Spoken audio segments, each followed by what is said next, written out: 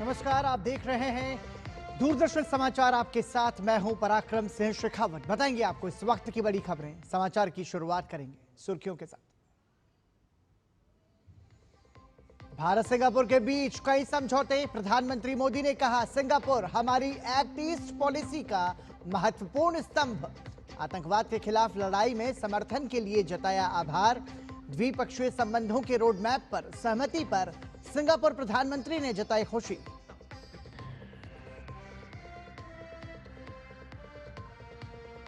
प्रधानमंत्री नरेंद्र मोदी की मां के अपमान के विरोध में बुलाए गए बिहार बंद को जनता का अपार समर्थन। इमरजेंसी सेवाओं में नहीं पड़ी बाधा। बयान के विरोध में दिल्ली में भी भाजपा का प्रदर्शन।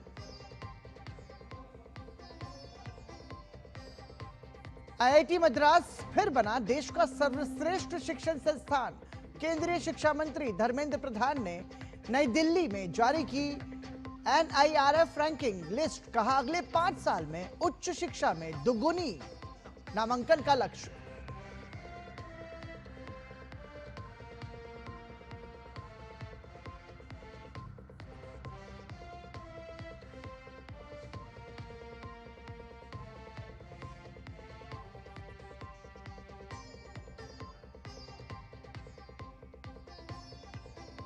देश के उत्तरी इलाकों में बाढ़ ने मचाई तबाही। पंजाब के बाढ़ प्रभावित इलाकों के दौरे पर कृषि मंत्री शिवराज सिंह चौहान। दिल्ली में लगातार खतरे के निशान से ऊपर बह रही है यमुना। पुराना लोहा ब्रिज बंद, सुरक्षित स्थानों पर भेजे गए लोग।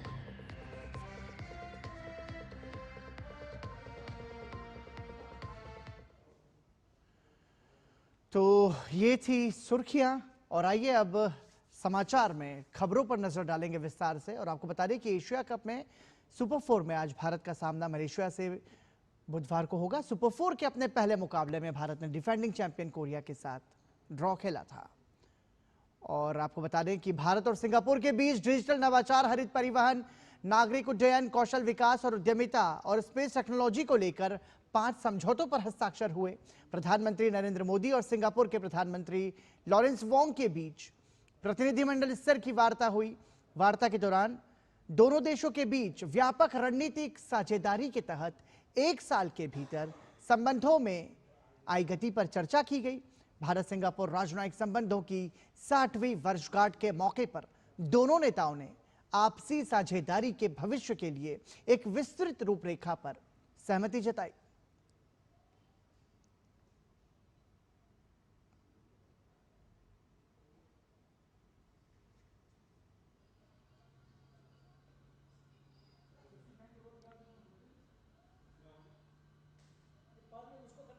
आज हमने अपनी पार्टनरशिप के भविष्य के लिए एक डिटेल्ड रोडमैप तैयार किया है। हमारा सहयोग केवल पारंपरिक क्षेत्रों तक सीमित नहीं रहेगा। बदलते समय के अनुरूप advance manufacturing, green shipping, skilling, civil nuclear और अर्बन वाटर मैनेजमेंट जैसे क्षेत्र भी हमारे सहयोग के केंद्र बिंदु बनेंगे।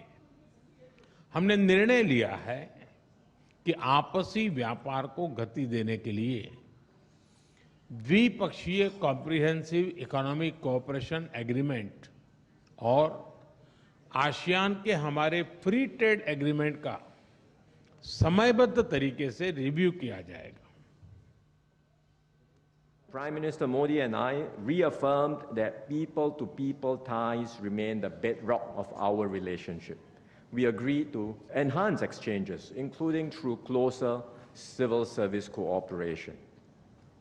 All of these initiatives reflect the breadth and depth of our CSP. And to guide our efforts, PM Modi and I have also agreed on a roadmap, an ambitious and detailed roadmap to chart the next phase of our relationship. प्रधानमंत्री नरेंद्र मोदी और Singapore के प्रधानमंत्री Lawrence Wong ने मुंबई के Jawaharlal Nehru port के PSA container terminal BMCT के दूसरे चरण का उद्घाटन किया। इस विस्तार से टर्मिनल की क्षमता दोगुनी होकर 4.8 मिलियन TEUs हो गई है। ये भारत का सबसे बड़ा और अत्याधुनिक कंटेनर टर्मिनल बन गया है। इसके माध्यम से भारत सिंगापुर के व्यापारिक संबंध और मजबूत होंगे।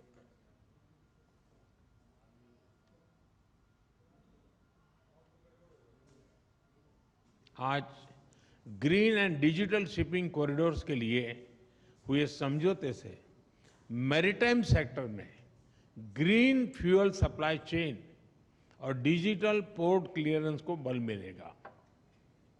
भारत अपने पोर्ट इंफ्रास्ट्रक्चर के विकास में तेजी से काम कर रहा है। इसमें सिंगापुर का अनुभव अत्यंत उपयोगी है। आज हमने सिंगापुर की कंपनी एसपीए इंटरनेशनल द्वारा विकसित Bharat Mumbai container terminal phase 2 का उद्घाटन किया। यह हमारे कंटेनर हैंडलिंग की क्षमता को और बढ़ाएगा। भारत और सिंगापुर ने आर्टिफिशियल इंटेलिजेंस, क्वांटम और डिजिटल टेक्नोलॉजी के क्षेत्र में सहयोग बढ़ाने पर फैसला किया है। कौशल विकास के क्षेत्र में भी सिंगापुर भारत की मदद कर रहा है। टेक्नोलॉजी और इनोवेशन हमारी साझेदारी के मजबूत स्तंभ है। हमने तय किया है कि एआई, क्वांटम और अन्य डिजिटल टेक्नोलॉजीज में सहयोग को बढ़ाया जाएगा। आज स्पेस सेक्टर में हुए समझौते से अंतरिक्ष विज्ञान क्षेत्र सहयोग में एक नया अध्याय जुड़ रहा है। हमने निर्णय लिया है कि हमारे युवाओं को उनके टैलेंट को जोड़ने के लिए इस साल के अंत में इंडिया सिंगापुर हैकाथॉन का अगला राउंड किया जाएगा। और भाजपा की प्रेस वार्ता को गौरव भाटिया संबोधित कर रहे हैं, सीधा लिए चलते हैं। कि जो आग है, जो पाठशाला है, उसको ममता बनर्जी या कहें ममता अराजक बनर्जी पश्चिम बंगाल में आगे बढ़ा रही हैं। पूरा भारत देख रहा है, पश्चिम बंगाल के नागरिक देख रहे हैं और शर्मसार हो रहे हैं। और वजह यह है,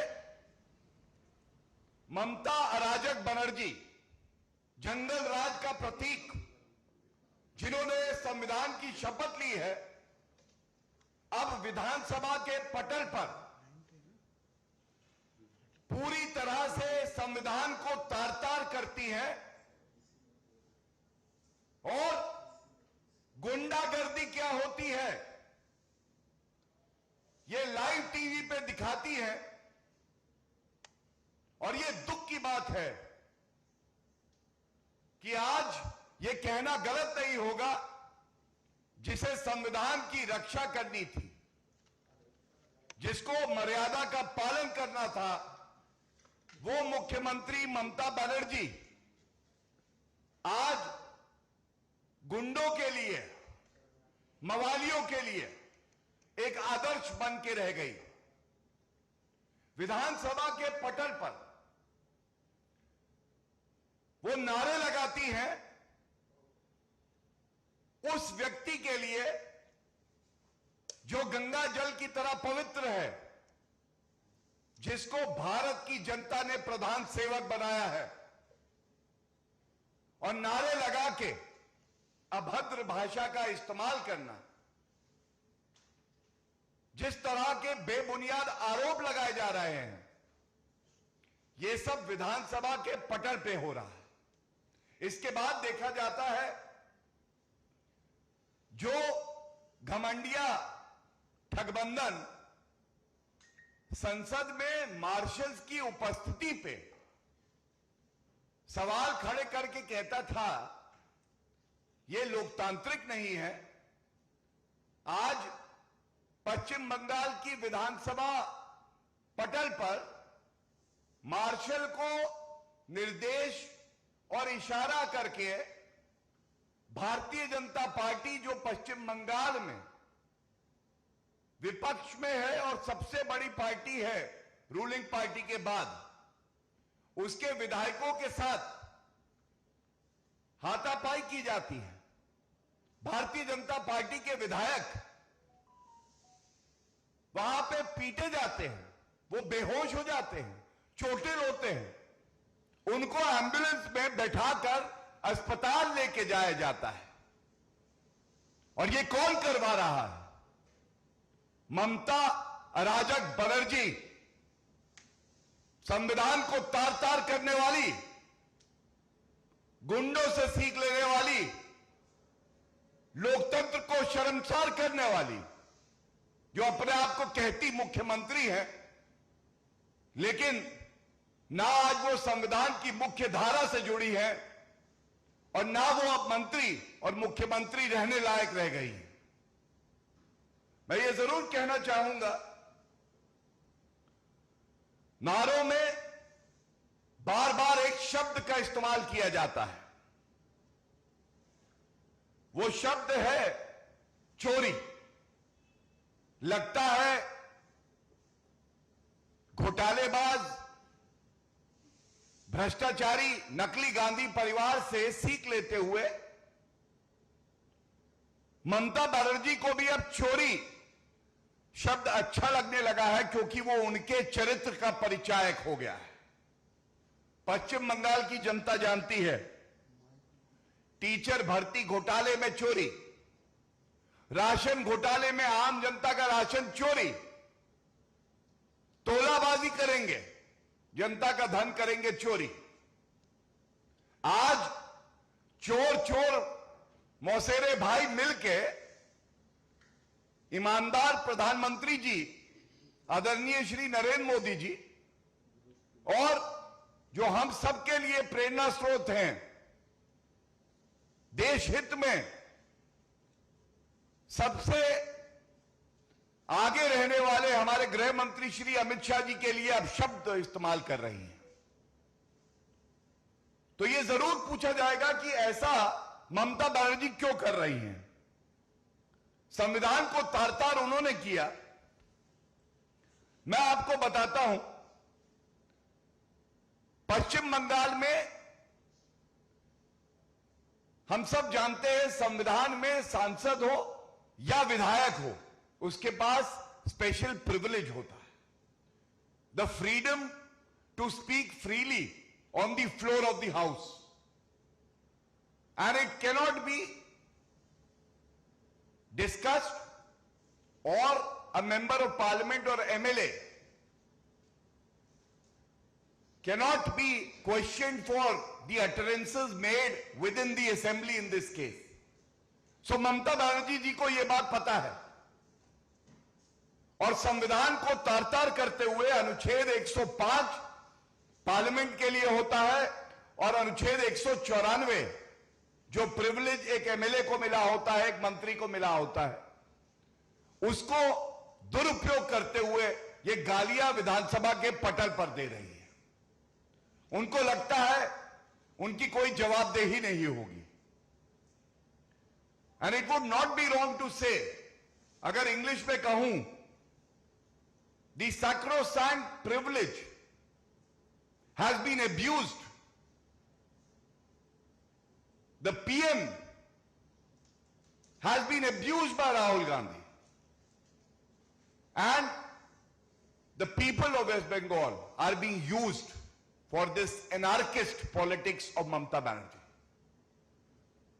और अगर हिंदी में कहूं तो आज पूरा देश कह रहा है, पश्चिम बंगाल का हर नागरिक कह रहा है, जंगल राज कैसा होता है, बिल्कुल ममता अराजक बनर्जी जैसा होता है। ये बिल्कुल स्पष्टता से मैं कहना चाहता हूं, और इतना जरूर कहूंगा, ये वो ममता अराजक बनर्जी हैं जिनको रोहिंग्या से प्यार है, लेकिन ईमानदार प्रधानमंत्री पर प्रहार है। इनको रोहिंग्या अपने लगते हैं क्योंकि उसमें तुष्टीकरण की राजनीति करनी है, उनका धर्म देखती है, वो उनका भविष्य का वोट बैंक है। लेकिन क्योंकि कोई व्यक्ति ईमानदारी से जनता की सेवा करता है और भारत की जनता उनको आशीर्वाद देती है, तो ये ममता बनर्जी से देखा नहीं जाता है। जो कार्य वो राजनीतिक क्षेत्र में नहीं कर पाती, भारतीय जनता पार्टी को हराने का वो कार्य वो विधानसभा पटल पर खड़ी होकर अमर्यादित भाषा बोलकर संवैधानिक पदों पे जो व्यक्ति बैठे उनको गाली देकर सोचती है वो पूरा कर रही है। ये चिंताजनक है, अशोभनीय है, अमर्यादित है। और अगर इसे काला कृत्य और काला दिवस कहा जाए तो गलत नहीं होगा। ममता बनर्जी अब इस लायक नहीं है कि वो पश्चिम बंगाल की मुख्यमंत्री बनी रहे। उन्हें तत्काल इस्तीफा दे देना चाहिए। जनता उन्हें सबक जरूर सिखाएगी। बहुत बहुत धन्यवाद। If there are any questions on this topic then I would like to answer those. Any questions? इस पे कोई है? तो भाजपा की प्रेस वार्ता को संबोधित कर रहे थे गौरव भाटिया। सीधे तौर पर ममता बनर्जी पर निशाना साधते हुए ममता बनर्जी को अराजक करार दिया और तमाम सारे घोटालों का जिक्र करते हुए उन्होंने आरोप लगाया कि ममता बनर्जी विधानसभा सदन में खड़े होकर प्रधानमंत्री के खिलाफ नारेबाजी करती हैं और उनकी शय पर भाजपा के विधायकों को विधानसभा के भीतर ही पीटा जाता है। तो ये तमाम सारे आरोप उन्होंने लगाए। उन्होंने कहा कि संविधान की मर्यादाओं को तार तार कर रही है ममता बनर्जी। तो इस पर प्रेस वार्ता थी गौरव भाटिया की, जिसको आप सुन रहे थे। और आइए अब बढ़ते हैं खबरों की ओर। भाजपा ने, आपको बता दें कि भाजपा ने हालिया जीएसटी सुधारों का स्वागत किया है। पार्टी प्रवक्ता संबित पात्रा ने कहा कि पूर्ववर्ती सरकारें जीएसटी लागू करने में विफल रहीं, लेकिन प्रधानमंत्री नरेंद्र मोदी के नेतृत्व में यह संभव हो सका है। उन्होंने कहा कि सुधारों से आम जनता को सीधा लाभ मिलेगा और विशेष रूप से लघु एवं मध्यम कंपनियों को मजबूती मिलेगी। पुरानी सरकारें लागू नहीं कर पाती थी, अब वो जीएसटी लगी और 2007 से अब तक के सफर में जो रिफॉर्म्स आज हुए हैं उसमें नंबर 1, 3 दिन के अंदर आप रजिस्टर हो सकते हैं।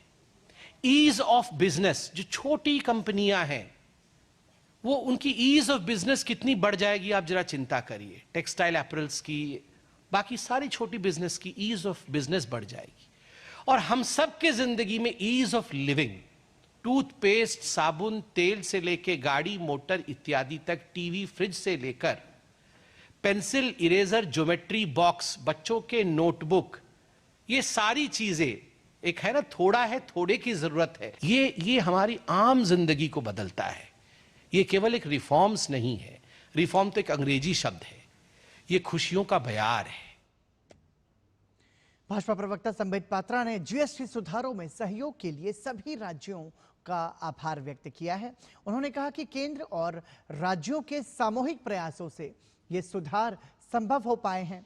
साथ ही उन्होंने कांग्रेस नेता राहुल गांधी को नसीहत दी कि बिहार में हाइड्रोजन बम बनाने की बात करने के बजाय उन्हें विकास और कामकाज पर ध्यान देना चाहिए। सभी राज्य एकजुट होकर बैठे, एक साथ बैठे, सभी ने कंसेंसस बनाया। ये डेमोक्रेसी की सुंदरता है और हम इसका लिहाज भी करते हैं और प्रणाम भी करते हैं। हाइड्रोजन बम तो परसों बनाया राहुल गांधी ने, और अभी जयराम रमेश बोल रहे प्रधानमंत्री जी ने तो 15 अगस्त को बोल दिया था कि ऐसे होने वाला है। तो हाइड्रोजन बम बना परसों और प्रधानमंत्री जी ने 15 अगस्त को बोल दिया था ये होने वाला है। दोनों चीजें एक साथ कैसे बोल रहे हैं? और ये राहुल गांधी को बोलिए बम बनाना बंद करे, कुछ काम वाम करिए। क्या बम, एटम बम, हाइड्रोजन बम, यही सब बनाते रहते हैं। आप कांग्रेस को नॉन प्रोलिफरेशन ट्रीटी करना चाहिए कि हम बम नहीं बनाएंगे, कांग्रेस में हम काम करेंगे। भाजपा प्रवक्ता ने कहा कि प्रधानमंत्री नरेंद्र मोदी और उनकी सरकार के अथक परिश्रम से देश ने अभूतपूर्व आर्थिक उपलब्धियां हासिल की हैं। उन्होंने बताया कि चालू तिमाही में 7.8% जीडीपी ग्रोथ दर्ज हुई है, जो पिछले 17.5 वर्षों में सर्वाधिक है। उपभोक्ता मूल्य सूचकांक आधारित महंगाई 1.5% पर आ गई है, जो 8 साल का सबसे निचला स्तर है।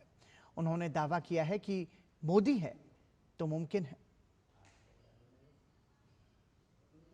जो लोग रह रहे के मोदी जी के परिवार को गाली देते हैं, वो ये समझ लें कि निरंतर अथक परिश्रम करके मोदी जी और उनकी सरकार ने, जो हमने कभी आशा नहीं किया था, 7.8%, कहीं भी ये प्रेडिक्शन नहीं था कि 7.8% का इस क्वार्टर का ग्रोथ होगा, जीडीपी होगा। 7.8% का ग्रोथ रेट रहा। किसी ने नहीं सोचा था कि 17.5 वर्ष की हाईएस्ट पेडेस्टल पे हम मैन्युफैक्चरिंग पे खड़े होंगे, आज हम खड़े हैं। किसी ने नहीं सोचा था कि जो कंज्यूमर प्राइस इन्फ्लेशन है वो सबसे कम होगा और वो आज 1.5% पे है। वो इन्फ्लेशन 8 साल में सबसे कम है। किसी ने नहीं सोचा था कि हम फास्टेस्ट मूविंग मेजर इकोनॉमी होंगे, आज हम फास्टेस्ट मूविंग मेजर इकोनॉमी है, 5th लार्जेस्ट इकोनॉमी है, 5th लार्जेस्ट स्टॉक मार्केट है और 3rd लार्जेस्ट स्टार्टअप इकोसिस्टम है। मोदी है तो मुमकिन है। केंद्रीय संसदीय कार्य मंत्री किरेन रिजिजू ने जीएसटी सुधारों का स्वागत किया है। उन्होंने कहा है कि आज से कुछ साल पहले तक हमारे देश में कोई ऐसी व्यवस्था की कल्पना भी नहीं कर सकता था। इसमें आम लोगों के जीवन की चीजें बहुत सस्ती हो जाएंगी। प्रधानमंत्री नरेंद्र मोदी ने घोषणा की थी कि दिवाली से पहले एक बहुत बड़ा तोहफा आने वाला है। साल पहले हमारे देश में इस तरह की व्यवस्था का कोई कल्पना भी कर सकते थे क्या? जीएसटी काउंसिल ने 2 स्लैब में और इसमें आम लोगों के जिंदगी में जरूरत चीजें बहुत सस्ता हो जाएंगे। प्रधानमंत्री जी ने 15 अगस्त में घोषणा किया था कि दिवाली से पहले बड़ा तोहफा आने वाला है, तो यही सबसे बड़ा तोहफा है। अब आप लोग जितने भी इस्तेमाल करते हैं सामान, आम जिंदगी में, रोजमर्रा की जिंदगी में जो चीजें हम इस्तेमाल करते हैं वो काफी सस्ता हो जाएंगे और देश के लिए इससे बड़ा खुशी क्या हो सकती है। केंद्रीय शिक्षा मंत्री धर्मेंद्र प्रधान ने नए जीएसटी सुधारों पर प्रसन्नता व्यक्त की है। उन्होंने कहा कि प्रधानमंत्री नरेंद्र मोदी के मार्गदर्शन में देश के गरीब, किसान, मजदूर, मध्यम वर्ग और उद्योग जगत सहित सभी वर्गों के हितों को राहत दी गई है, जिससे देश में आम आदमी के बजट में वृद्धि होगी और उद्योगों को भी लाभ होगा, जो विकसित भारत के निर्माण का मार्ग प्रशस्त करेगा।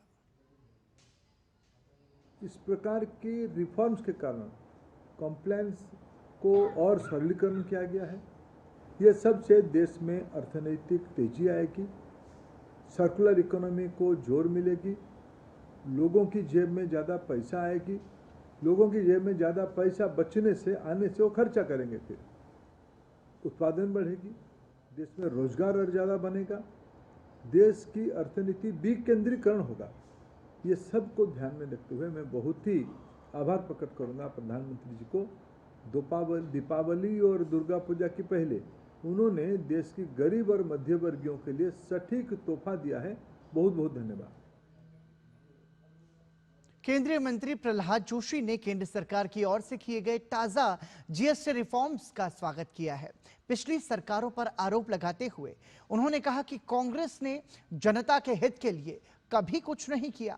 यहां तक कि जिन राज्यों में कांग्रेस की सरकारें थीं, उन राज्यों में भी व्यापारी और लोग जीएसटी को ना तो समझ पा रहे थे और ना ही इसका लाभ उन्हें मिल रहा था। लेकिन आज मैं इस कदम के लिए प्रधानमंत्री नरेंद्र मोदी और वित्त मंत्री निर्मला सीतारमण को धन्यवाद देता हूं, जिन्होंने सबको विश्वास में लेकर जीएसटी में बदलाव किए हैं। प्रधानमंत्री जी को धन्यवाद देता हूं कि इतना बड़ा रिफॉर्म, लेकिन कांग्रेस पार्टी के और यूपीए सरकार कालखंड में विशेष था, भरोसा नहीं था प्रदेश सरकारों का। They did not have confidence, क्योंकि उन्होंने जो सीएसटी में, सेंट्रल सेल टैक्स में जो भरोसा दिया था, वो भी उन्होंने वादा जो किया था वो निभाया नहीं था। So state were not confident, even Congress ruled state at that time also. तो इसलिए they were all opposing, but prime minister took everybody into confidence, a constitutional amendment लाके जीएसटी लाया। राजस्थान के मुख्यमंत्री भजनलाल शर्मा ने जीएसटी सुधारों को ऐतिहासिक करार दिया है। उन्होंने कहा कि प्रधानमंत्री नरेंद्र मोदी के नेतृत्व में जीएसटी काउंसिल ने वस्तु एवं सेवा कर सुधारों की दिशा में बड़ा कदम उठाया है। मुख्यमंत्री ने कहा कि जीएसटी दरों का सरलीकरण आम आदमी के जीवन में राहत लेकर आएगा। रोटी, कपड़ा और मकान की अवधारणा को ध्यान में रखते हुए लिए गए इस फैसले से किसान, मजदूर और व्यापारी वर्ग को सबसे ज्यादा फायदा होगा।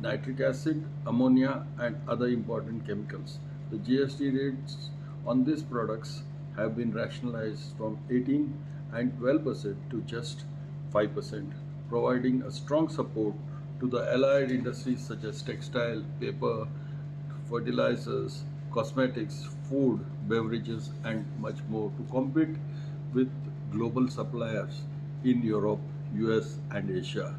Encouragement for the domestic investment, making India a more attractive hub for chemical manufacturing and downstream industries.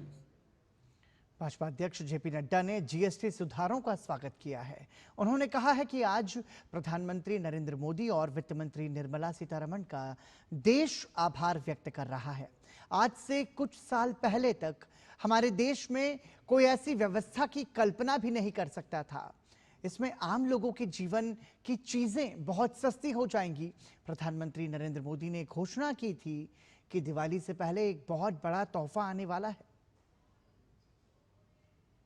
मैं इस ऐतिहासिक नेक्स्ट जनरेशन जीएसटी रिफॉर्म्स के लिए आदरणीय प्रधानमंत्री श्री नरेंद्र मोदी जी का हार्दिक अभिनंदन करता हूं। मैं इन सुधारों को जमीन पर उतारने के लिए वित्त मंत्री श्रीमती निर्मला सीतारमण जी, जीएसटी काउंसिल और भारत के सभी राज्यों के वित्त मंत्रियों को भी साधुवाद देता हूं। ये रिफॉर्म्स हमारे नागरिकों के जीवन को तो बेहतर बनाएंगे ही, साथ ही छोटे व्यापारियों और व्यवसायियों के लिए व्यापार सुगमता भी सुनिश्चित करेंगे। हमारी सरकार का लक्ष्य सिर्फ राजस्व संग्रह नहीं, बल्कि देश के हर नागरिक की जीवन गुणवत्ता सुधारना है। प्रधानमंत्री नरेंद्र मोदी और उनकी दिवंगत मां के बिहार में हुए अपमान पर आज दोपहर 12 बजे तक बिहार बंद रहा। विपक्षी गठबंधन के मंच से अपशब्द कहे जाने के विरोध में भाजपा की अगुवाई वाली एनडीए ने आज सुबह 7 बजे से 12 बजे तक आधे दिन का बिहार बंद बुलाया था। पूरे राज्य में भारतीय जनता पार्टी और उसके सहयोगी दलों की महिला मोर्चा की कार्यकर्ता पूरे बिहार में कांग्रेस और आरजेडी के खिलाफ गुस्से में हैं। शांतिपूर्ण ढंग से ये प्रदर्शन चला और बंद के दौरान भी इमरजेंसी सेवाएं चलती रहीं। राहुल गांधी और तेजस्वी यादव के खिलाफ कार्रवाई की मांग हो रही है। अभी सोमवार को ही प्रधानमंत्री नरेंद्र मोदी ने कहा था कि बिहार में कांग्रेस की वोटर अधिकार यात्रा के दौरान उनकी मां को अपशब्द कहे जाने से उन्हें गहरा दुख हुआ है। प्रधानमंत्री नरेंद्र मोदी ने कहा कि इसके लिए वो आरजेडी और कांग्रेस को भले ही माफ कर दें, लेकिन बिहार के लोग उन्हें कभी माफ नहीं करेंगे।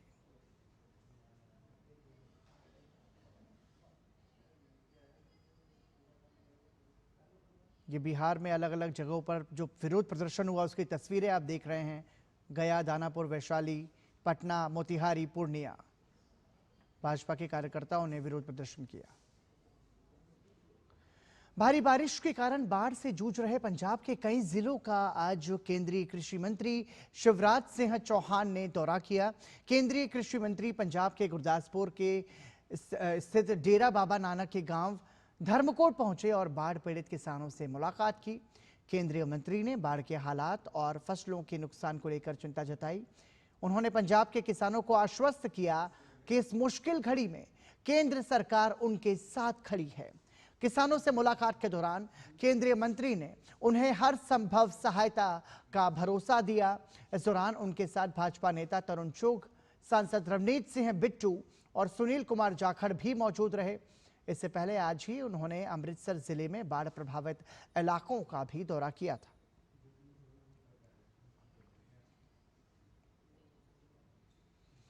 इससे पहले केंद्रीय कृषि और किसान कल्याण मंत्री शिवराज सिंह चौहान ने अमृतसर के बाढ़ प्रभावित इलाकों का दौरा किया। उनके साथ भारतीय जनता पार्टी के राष्ट्रीय महासचिव तरुण चुग भी मौजूद रहे। उन्होंने कहा कि बाढ़ प्रभावित सभी राज्यों की मदद के लिए केंद्र सरकार के प्रयास लगातार जारी हैं।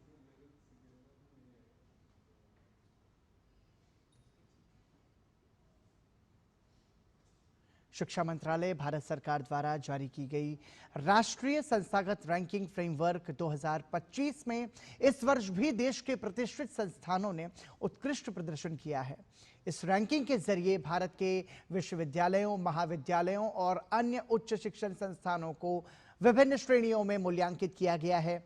ओवरऑल कैटेगरी में आईआईटी मद्रास ने लगातार अपना दबदबा कायम रखते हुए पहला स्थान हासिल किया है। इस श्रेणी में Indian institute of science Bengaluru दूसरे और आईआईटी बॉम्बे तीसरे स्थान पर रहा, जबकि देश के विश्वविद्यालयों की रैंकिंग में आईआईएससी बेंगलुरु ने शीर्ष स्थान प्राप्त किया है। इंजीनियरिंग शिक्षा की बात करें तो आईआईटी मद्रास ने एक बार फिर पहला स्थान प्राप्त किया। वहीं प्रबंधन संस्थानों की रैंकिंग में इस बार भी आईआईएम अहमदाबाद ने बाजी मारी है। इसके अलावा कॉलेज श्रेणी में हिंदू कॉलेज दिल्ली ने पहला स्थान प्राप्त किया है। इस बीच मेडिकल क्षेत्र में शिक्षा के लिए एम्स दिल्ली ने एक बार फिर पहला स्थान प्राप्त किया है। रिसर्च कैटेगरी में आईआईएससी बेंगलुरु ने पहला स्थान प्राप्त किया। साथ ही नवाचार के क्षेत्र में आईआईटी मद्रास ने एक बार फिर अपना सशक्त उपस्थिति अपनी दर्ज की है और पहला स्थान प्राप्त किया है। वहीं राज्य स्तरीय विश्वविद्यालयों में जादवपुर यूनिवर्सिटी शीर्ष पर रही है। इस मौके पर केंद्रीय शिक्षा मंत्री धर्मेंद्र प्रधान ने कहा कि 2047 तक विकसित भारत में रैंकिंग फ्रेमवर्क का महत्वपूर्ण योगदान होगा।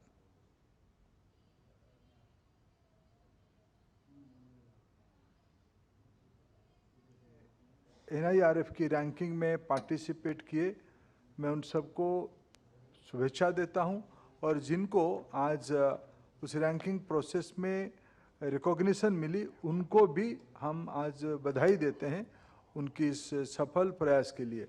हम सभी के प्रयासों के कारण हमारी जो लक्ष्य है आने वाले 22 साल में विकसित भारत की लक्ष्य की ओर हम लोग धीरे धीरे आगे बढ़ रहे हैं। हमारी देश की रैंकिंग फ्रेमवर्क उसमें एक महत्वपूर्ण कंट्रीब्यूटर के रूप में काम करेगा। इसके अलावा केंद्रीय शिक्षा मंत्री ने जोर देते हुए कहा कि हमें उच्च शिक्षा में जीईआर यानी सकल नामांकन अनुपात बढ़ाकर 2030 तक 50% करना है। अगले 5 साल में हमें उच्च शिक्षा में दोगुना नामांकन करना होगा। उन्होंने खुशी जताते हुए कहा कि भारत के 54 उच्च शिक्षण संस्थान क्यूएस वर्ल्ड रैंकिंग में स्थान बना चुके हैं।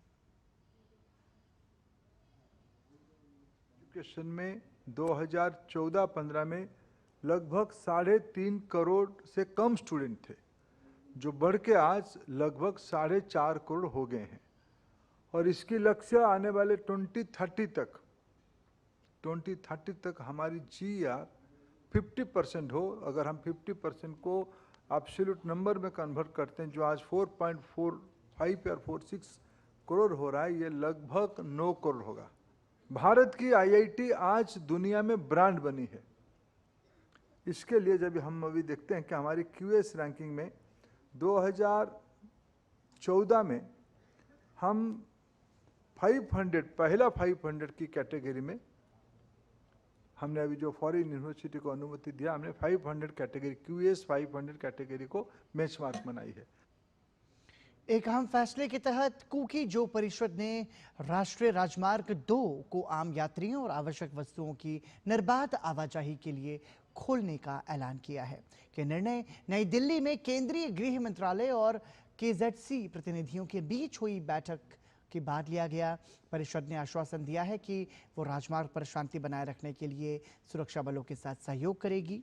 नई दिल्ली में गृह मंत्रालय, मणिपुर सरकार, कुकी नेशनल ऑर्गेनाइजेशन, केनो और यूनाइटेड पीपुल्स फ्रंट के बीच त्रिपक्षीय बैठक हुई। बैठक में पुनर्निर्धारित शर्तों और नियमों के साथ 1 वर्ष के लिए सस्पेंशन ऑफ ऑपरेशंस समझौते पर हस्ताक्षर किए गए।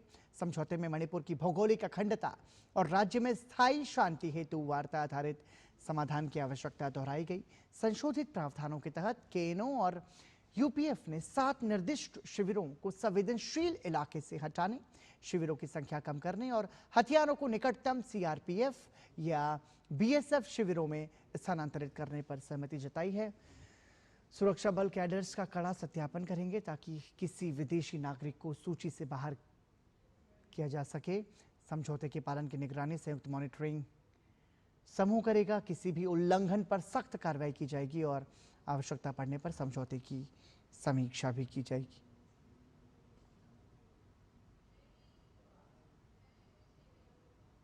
भारत की ऐतिहासिक धरती राजगीर आज एक महत्वपूर्ण क्षण की साक्षी बनी है। भूटान के प्रधानमंत्री लायोनचेन तेसो तेहरो टैबगो टोबगे की विशेष उपस्थिति में आज बड़वाल भूटान मॉनेस्ट्री का भव्य उद्घाटन हुआ। ये मंदिर भारत भूटान मैत्री का प्रतीक माना जा रहा है। बोध गया के बाद बिहार में ये दूसरा भूटानी बौद्ध मठ है। इस मंदिर के लिए वर्ष 2009 में मुख्यमंत्री नीतीश कुमार ने राज्य सरकार की ओर से 2.5 एकड़ भूमि दान की थी। 11 नवंबर 2018 को इसका शिलान्यास मुख्यमंत्री नीतीश कुमार ने भूटान की महारानी की उपस्थिति में किया था।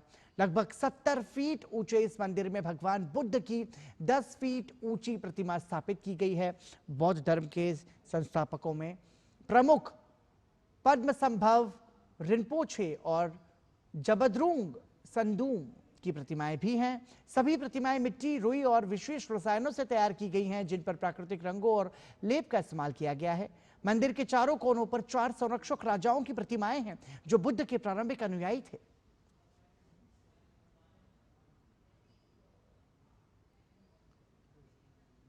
नई दिल्ली में प्रधानमंत्री नरेंद्र मोदी और सिंगापुर के प्रधानमंत्री लॉरेंस वोंग के बीच महत्वपूर्ण बैठक हुई। इस दौरान दोनों नेताओं ने द्विपक्षीय संबंधों को और गहराई देने, व्यापार और निवेश बढ़ाने तथा नई तकनीकों में साझेदारी को और आगे बढ़ाने पर जोर दिया। प्रधानमंत्री नरेंद्र मोदी के साथ हुई इस बैठक पर विदेश मंत्रालय के सचिव पूर्व पी कुमारन ने जानकारी दी। Significant visit as it coincides with the 60th anniversary of diplomatic relations between India and Singapore, which were established soon after Singapore's independence in 1965. In fact, India was among the first countries to formalize diplomatic ties with Singapore. The visit is also special as it marks a year of Prime Minister Modi's successful visit to Singapore on 4-5 September 2024.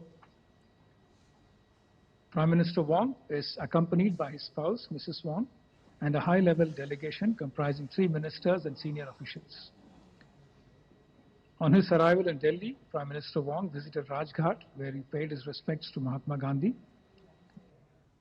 विदेश मंत्रालय सचिव पूर्व P Kumaran ने कहा कि दोनों देशों के बीच कई महत्वपूर्ण क्षेत्रों में 5 समझौता ज्ञापन हुए, जिन पर हस्ताक्षर हुए। इनमें हरित और डिजिटल शिपिंग, कॉरिडोर पर सहयोग, अंतरिक्ष क्षेत्र में सहयोग को बढ़ावा देने पर भी सहमति बनी है। 5 agreements or MOUs have been concluded in important fields and were exchanged a short while ago. These include cooperation on a green and digital shipping corridor, promoting collaboration in the space sector, cooperation in training and R&D in the field of civil aviation, cooperation on digital asset innovation, and establishment of a national center of excellence for skilling in advanced manufacturing in Chennai.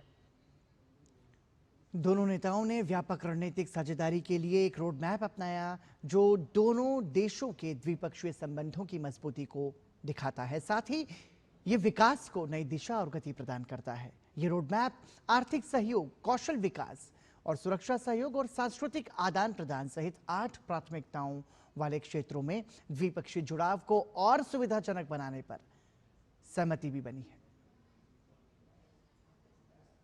Today, the two leaders adopted a roadmap for our comprehensive strategic partnership.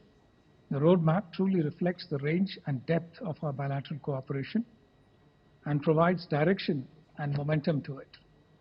This roadmap will facilitate bilateral engagements across 8 priority areas, including economic cooperation, skills development, digitalization, sustainability, connectivity, healthcare and medicine, defense and security cooperation, and people-to-people and cultural exchanges.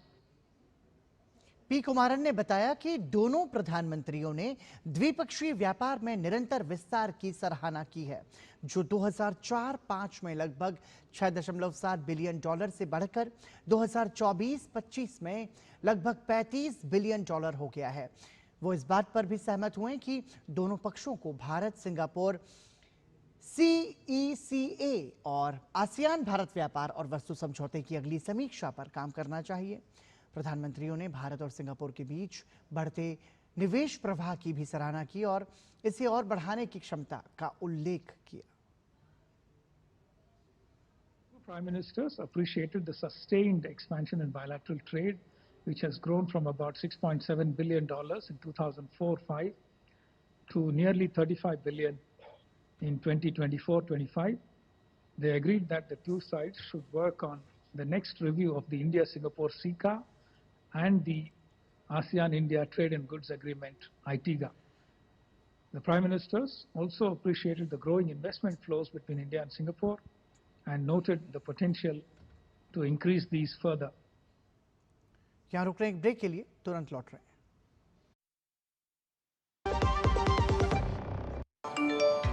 कम ब्याज पे loan चाहिए, वो भी app से।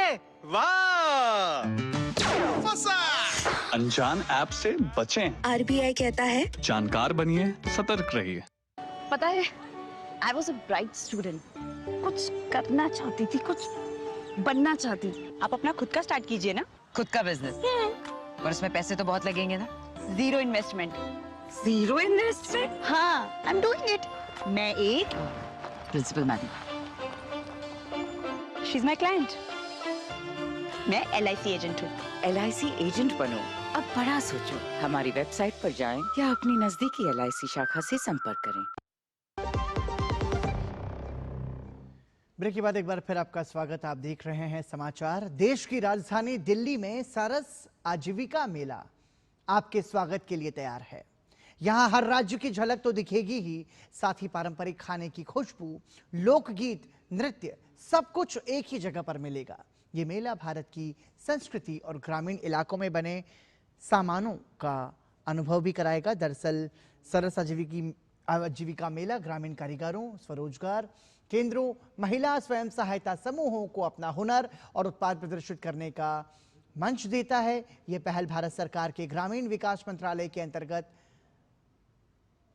आपको बता दें, राष्ट्रीय ग्रामीण आजीविका मिशन के जरिए आत्मनिर्भरता और ग्रामीण उद्यमशीलता को बढ़ावा दे रही है। मेले में देश के अलग अलग राज्यों से आए कारीगर और शिल्पकार अपने हुनर का प्रदर्शन करेंगे। यहाँ कपड़े, हैंडीक्राफ्ट, सजावटी सामान से लेकर पारंपरिक खान पान तक सब कुछ मिलेगा। हर राज्य अपनी संस्कृति और पहचान को यहाँ लाकर पेश करेगा। ग्रामीण विकास मंत्रालय का जो ये दीनदयाल अंत्योदय योजना राष्ट्रीय ग्रामीण आजीविका द्वारा मिशन द्वारा जो ये आयोजित सरस मेला है, ये 5 सितंबर से 22 सितंबर तक है और शायद हम इसको अभी कुछ मंथ के एंड तक भी हम इसको एक्सटेंड करेंगे। तो ये पूरा महीना जो है ये सरस मेला यहाँ पर है। यहाँ पर हमारी जो दीदियाँ हैं, जो हमारे जो स्वयं सहायता समूह की जो दीदियाँ हैं, वो 34 राज्य ग्रामीण आजीविका मिशनों से आई हैं, भारत के दूर प्रदेश और कोनों से आई हैं और वो अपने जो उनके खुद के बने हुए प्रोडक्ट्स हैं, चाहे वो हैंडीक्राफ्ट्स के हों, चाहे वो हैंडलूम्स के हों, चाहे वो फूड आइटम्स हो, उनको वो यहाँ प्रदर्शित करेंगी और उसके बाद उनको सेल भी करेंगी। साथ ही साथ हमने एक इंडिया फूड कोर्ट की भी अरेंजमेंट किया है, जिसमें भारत के जितने भी लोकल क्विजीन्स हैं, अलग अलग राज्यों के जो क्विजीन्स हैं, वो भी हमारी दीदियाँ ही बनाएंगी, दीदियाँ ही पकाएंगी, दीदियाँ ही यहाँ पर देंगी उसमें, और उसमें हम उनको एक जो भारत की जो भीनी भीनी महक और खुशबू आती है, वो आप सबको यहाँ पर दिल्ली में महसूस होगी। इस मौके पर मेले में आई आजीविका दीदियों ने भी अपने अनुभव साझा किए। हमने 2009 साल पहले दिल्ली आया, वो मार्केटिंग संघ के माध्यम में DRDC से। उसके बाद हम लोग जो बनाया, देखा मार्केटिंग कैसे चला नहीं चला। हम लोग कांथा स्टिच का बिजनेस करती है। पहले हमने साड़ी में बनाते थी, तो साड़ी में बहुत कम लोग पहनती थी, बांधती है साड़ी। उसके बाद हमने सूट, दुपट्टा, कोई बैग में उसको हम बनाया है, तो हमारा सेल और ज़्यादा बढ़ गया। हमारा 12 महिलाओं का एक समूह है। पहले हम गांव में ही महिलाएं आपस में कार्य करती थी। अब जब हम ब्लॉक से जुड़े हैं, हमें बहुत विकास देखने को मिला है कि हमें पता चला कि हमारी क्या अहमियत है जो आज हम इस मेले में भी आ चुके हैं। हमारी आजीविका बढ़ी है, हमें कम से कम साल की 20 लाख से ऊपर इनकम हो जाती है। हम सारी महिलाएं आपस में मिल के कार्य करती हैं, जो भी प्रॉफिट होता है आपस में बांटती हैं। हमने पहली बार ग्रुप खोला था तब हम बहुत खुश हुए थे। पहली बार ही खाता मेरा बैंक में पहली बार इस ग्रुप के माध्यम से खुला। पहले कोई खाता मेरा बैंक में नहीं था। 2016 में ये मेरा खाता बैंक में खुला।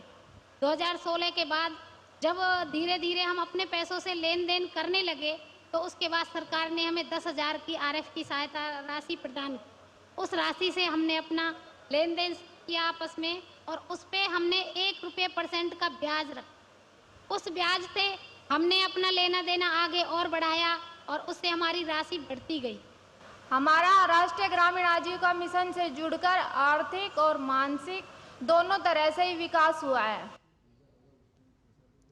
अलवर जिले के उद्योगनगर थाना क्षेत्र में धर्मांतरण से जुड़ा मामला सामने आया है। गोलेटा गांव के सैयद कॉलोनी में धर्मांतरण की शिकायत पर पुलिस ने दबिश देकर 2 लोगों को गिरफ्तार किया। अमृत और सोनू रायसिक ये 2 नाम हैं जिन्हें गिरफ्तार किया गया है। पुलिस के मुताबिक ईसाई मिशनरी द्वारा संचालित एक हॉस्टल में छापेमारी की गई। पुलिस को हॉस्टल में 52 बच्चे मिले हैं। आरोप है कि हॉस्टल में रहने वाले छोटे बच्चों को शिक्षा के नाम पर हिंदू धर्म के विरोध में भड़काया जाता था और धर्मांतरण के लिए प्रेरित किया जा रहा था।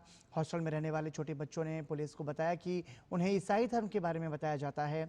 अलवर के SP सुधीर चौधरी ने बताया कि दोनों आरोपी हिंदू और सिख धर्म के देवी देवताओं के बारे में गलत व्याख्या करते हुए ईसाई धर्म को अच्छा बता रहे थे।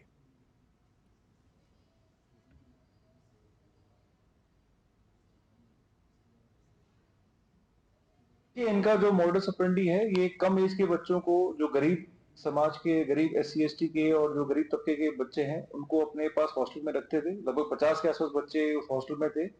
उनको ये लोग बहुत ही सिंपल भाषा में ये एहसास कराते थे कि जो ईसाई धर्म है उसकी क्या अच्छाई है और हिंदू धर्म और जो भी सिख धर्म है इनकी क्या कमियां हैं, उनको और उस बारे में अनसाइंटिफिक बातें ये लोग कहते थे। और उसके जरिए छोटे बच्चे जो कि बहुत ज्यादा मैच्योर नहीं होते, उनको ये लोग कन्विंस करते थे। वहीं इस मामले में विहिप विश्व हिंदू परिषद के जिला महामंत्री विजेंद्र खंडेलवाल ने बताया कि गोलेटा गांव में ईसाई मिशनरी के संचालित हॉस्टल में हिंदू समाज के छोटे बच्चों को हिंदू धर्म के विरोध में भड़काकर धर्मांतरण के लिए प्रेरित किया जा रहा है। लगभग 52 बच्चे उसमें छोटे, जिनकी उम्र 8-10 साल से लेकर 15 साल तक की है। ऐसे 52 बच्चों को वो वहाँ पढ़ा भी रहे हैं और पढ़ाने के साथ साथ धर्म परिवर्तन करवा रहे हैं। साथ ही उनको जो है रोज बाइबल का पाठ पढ़ाना, प्रेयर करवाना, हिंदू देवी देवताओं के खिलाफ उनको उकसाना, उनको गलत बातें बताना, इस तरह की हरकतें वो करते आए हैं। इसमें 2 लोगों को अभी चिन्हित किया है। पुलिस को हमने सूचना दी, पुलिस मौके पर पहुंची और मौके पर पहुंचकर पुलिस ने वहां से 2 लोगों को उठाया। भारत के सर्विसेज सेक्टर की ग्रोथ अगस्त में 15 वर्ष के उच्चतम स्तर पर रही है। इससे सर्विस प्रोवाइडर्स को बीते 1 दशक की सबसे तेज कीमतों में बढ़ोतरी का मौका मिला है। ये जानकारी बुधवार को जारी की गई रिपोर्ट में दी गई। S&P ग्लोबल द्वारा संकलित HSBC India services purchasing managers index अगस्त में 62.9% रहा है, जो कि जुलाई में 7.5% था। रिपोर्ट में कहा गया कि अगस्त में मांग का एक प्रमुख संकेतक नया व्यवसाय जून 2010 के बाद से सबसे तेज दर से बढ़ा। अंतर्राष्ट्रीय मांग में मजबूती आई और निर्यात ऑर्डर्स में 14 महीनों में सबसे अधिक वृद्धि देखी गई। मजबूत विदेशी मांग ने सर्विस प्रोवाइडर्स को ग्राहकों के लिए कीमतों में और अधिक आक्रामक वृद्धि करने में सक्षम बनाया। उत्पादन मूल्य मुद्रास्फीति जुलाई 2012 के बाद से अपने उच्चतम स्तर पर पहुंच गई और इनपुट लागत 9 महीनों में सबसे तेज दर से बढ़ी है। रिपोर्ट में बताया गया कि अगस्त में आगामी वर्ष के लिए व्यावसायिक विश्वास 3 महीने के उच्चतम स्तर पर पहुंच गया, जो अनुकूल विज्ञापन खर्च और सकारात्मक मांग पूर्वानुमानों से प्रेरित था। दक्षिण कोरिया के खिलाफ आखिरी क्वार्टर में बराबरी का गोल दागकर भारत की टीम को हार के मुंह से निकालने वाले मनदीप सिंह का मानना है कि दक्षिण कोरिया के खिलाफ ड्रॉ सही समय पर आया। जो टीम को अपनी कमियों को समझने का मौका देगा। इसके साथ ही उन्होंने कहा कि मलेशिया से होने वाले मुकाबले के लिए टीम बेहतर तैयारी के साथ सामने होगी। सुपर 4 के अपने पहले मुकाबले में भारत को मन मुताबिक तो शुरुआत नहीं मिल सकी, लेकिन इस वक्त हमारे साथ मनदीप है। मनदीप, क्या लगता है कहां पे कमियां रह गई? बिल्कुल जी, 2-1 हम डाउन जा रहे थे, स्टिल हमें गोल के पीछे हम जा रहे थे, बट स्टिल अगर देखा जाए तो जो आउटकम हमारा नहीं निकल पा रहा था, गोल ऑन शॉट हमारे नहीं लग रहे थे अच्छे से, हम ट्राई कर रहे थे, पर स्टिल ये एक टूर्नामेंट का एक मैच ऐसा होता है कि जब जिससे आप सीखते हो, और ये हमारे लिए एक लर्निंग पॉइंट है। नेक्स्ट मैच में, आने वाले मैच में हम ये गलतियां नहीं करेंगे। तो मान के चलें कि एक अच्छे समय पे ये लर्निंग पॉइंट आ गया। बिल्कुल बिल्कुल जी, क्योंकि लर्निंग पॉइंट अगर स्टार्टिंग में आ जाए या एंड में आ जाए, बट यही रहता है कि हाँ, ये एक हमें एक अच्छी लर्निंग पॉइंट मिली है, जिससे हमें और अपने आप को स्ट्रॉन्ग होना है। कजाकिस्तान के खिलाफ हालांकि वो इंडिया की अपेक्षा काफी कमजोर टीम थी, लेकिन उसके खिलाफ जो जीत मिली थी उसने बूस्टअप किया था आप लोग के कॉन्फिडेंस को भी, क्योंकि चाइना और जापान के अगेंस्ट में उस हिसाब से जीत नहीं आई थी। तो मानते कि यहाँ पर एक 2-2 से जो ड्रॉ है, अब अगला मुकाबला मलेशिया के खिलाफ है, तो क्या कुछ रणनीति रहेगी, क्या कुछ किस तरह से फिर अब अपने आप को बूस्टअप करेंगे? बिल्कुल सर, क्योंकि हर एक टीम जीतने को आती है, किसी टीम को हम इजी नहीं ले सकते हैं। एवरी टीम को हमें अपने हिसाब से कैसे स्ट्रक्चर हमारा अच्छा होना चाहिए, कैसे हमें मेंटली स्ट्रॉन्ग होना चाहिए। ऐसे अभी कल का मैच है, जैसे मलेशिया के साथ अच्छी टीम है, और अभी जाके हम उसके बारे में बात करेंगे और अपने आप को प्रॉपर रेडी होके मैच खेलने आएंगे कल। फील्ड गोल पर काफी ज्यादा मेहनत करने को देखने को मिली है, और इस बार काफी सक्सेस भी देखने को मिली। बिल्कुल, फाइनली 2-2 ड्रा हुआ, बट स्टिल हमें और गोल्स करने चाहिए थे, जो मिसिंग हुई है उसके ऊपर हमें यहाँ पे काम करने की जरूरत है, और कल आने वाले मैच में हम अपना बेस्ट देंगे। मनदीप का ये कहना है कि जिस तरह की जो तैयारी है, जिस तरह का एक कहना चाहिए कि इस मैच में जो कुछ भी रहा देखने को मिला, उसको वो कहीं ना कहीं अपने अंदर लेना चाहते हैं। टीम जो है वो ये मान के चल रही है कि ये ड्रॉ जो है वो एक अच्छे समय पे आया है, और यहाँ से वो इस ड्रॉ से काफ़ी कुछ सीखेंगे, ताकि आगे आने वाले जो मैचेस हैं, जो अहम मैचेस हैं, उसमें ये गलतियां दोबारा ना हो। कैमरामैन सौरभ बख्शी के साथ मैं गौरव कुमार, DD न्यूज़, राजगीर, बिहार। और समाचार में अभी के लिए इतना ही। दीजिए अनुमति। नमस्कार।